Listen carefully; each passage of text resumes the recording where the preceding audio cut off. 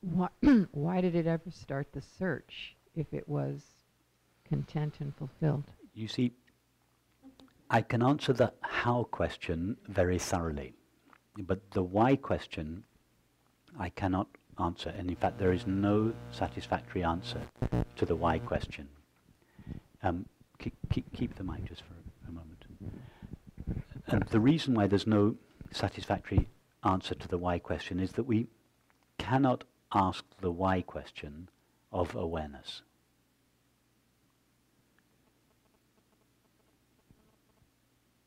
Why does awareness forget itself, leave itself, as it were, and go out into time and space? It doesn't. From its own point of view, it doesn't. Why does the character in the movie leave the screen and travel all the way around the world looking for its source? It doesn't. The character never leaves the screen. It never goes anywhere.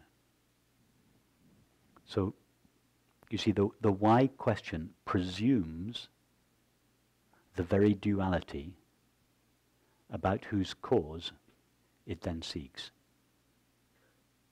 In other words, the why question creates, or rather imagines, the duality about which it is asking.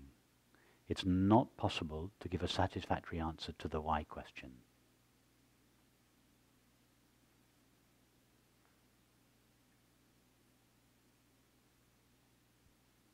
In order for there to be a satisfactory answer, let's say, for instance, I said, because of this.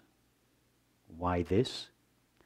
Because of that. Immediately we have cause and effect. For there to be cause and effect, there must be time, there must be at least two things, the cause and the effect. None of that applies to awareness. We can only ask the why question about duality. Now, I know that's a frustrating answer for the mind, but actually it's, if you go deeply into it, it's the only really satisfactory answer to the why question.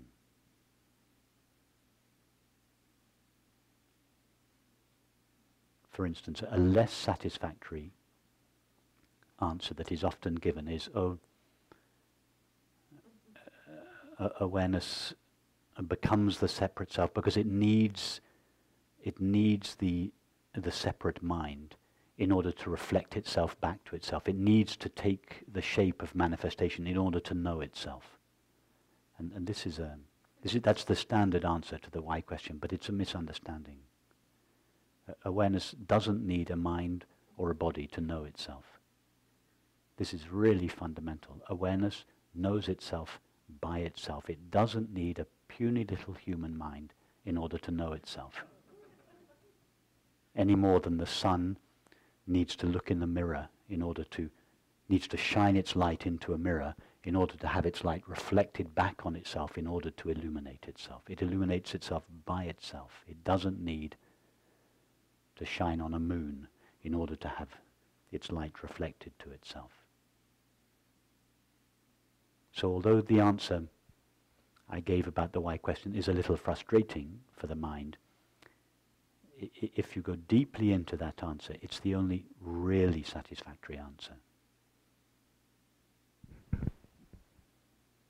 So this is way more mysterious than I even thought. Yes, exactly. Thank you.